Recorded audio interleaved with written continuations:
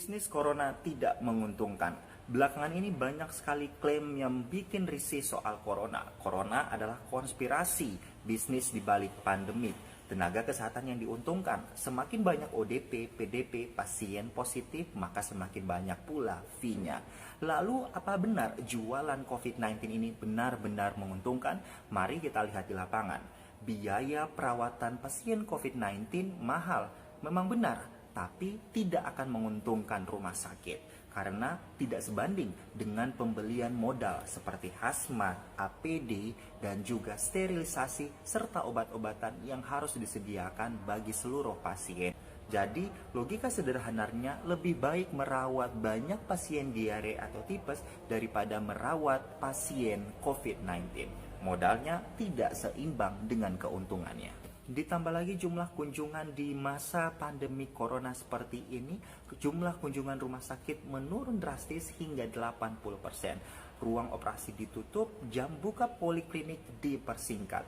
Yang datang ke rumah sakit hanyalah mereka yang benar-benar sakit parah dan tidak ada pilihan. Banyak yang menghindari untuk datang ke rumah sakit karena takut tertular dengan COVID-19 dan memilih diinfus di rumah daripada harus diisolasi di rumah sakit.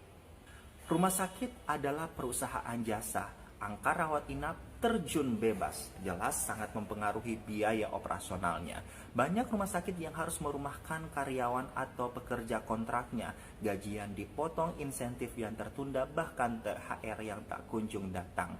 Dan tentu saja ini mengisyaratkan bahwa rumah sakit sangat ngos-ngosan dengan biaya operasionalnya. Jika harus memilih, mereka tidak akan memilih sebagai rumah sakit rujukan karena akan lebih baik merawat pasien dengan penyakit biasa dibanding COVID-19. Seandainya jika cuma mengejar keuntungan, maka lebih baik mereka merawat pasien biasa dibandingkan pasien COVID-19. Namun di era pandemik seperti ini, suka atau tidak suka, mau atau tidak mau, mereka tidak bisa menolak dan harus merawat semua pasien. Katanya sekarang asal masuk rumah sakit apapun sakitnya, jantung, kolesterol, gula, kecelakaan, akan ditetapkan sebagai PDP agar rumah sakit memiliki keuntungan. Ini adalah tuduhan miris, penuh prasangka buruk.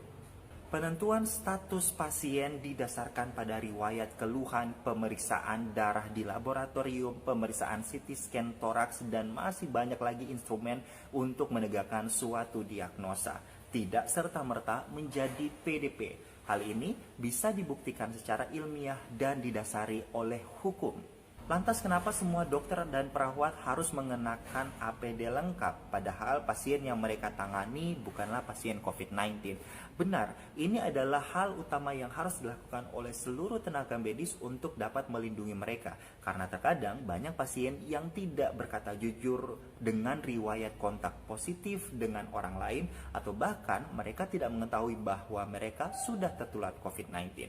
Hal ini hanya untuk menjaga-jaga agar tidak banyak lagi tenaga medis yang berguguran.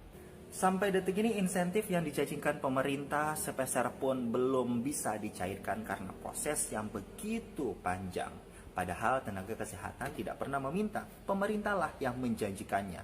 Tonton saja pidato-pidato para pejabat yang selalu menjanjikan dan mengagung-agungkan tenaga kesehatan ini. Kalaupun benar-benar akan cair suatu saat nanti, itu adalah hak mereka. Karena mereka sudah bekerja, memperjuangkan dan mengorbankan kehidupan mereka. Hingga rela dikucilkan di tengah keluarga dan masyarakat karena takut akan stigma corona yang tidak tepat sasaran. Di samping itu banyak sekali tenaga kesehatan yang tidak pernah menganggap insentif ini ada, takut bisa merusak niat mereka. Terbukti, insentif belum ada, julid para netizen sudah kemana-mana.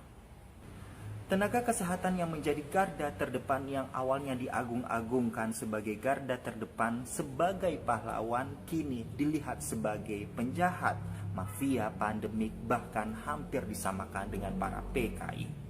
Anda penikmat teori konspirasi, saya yakin masih memiliki hati nurani. Dan menikmati teori konspirasi ini tentu saja menjadi hal yang sah-sah.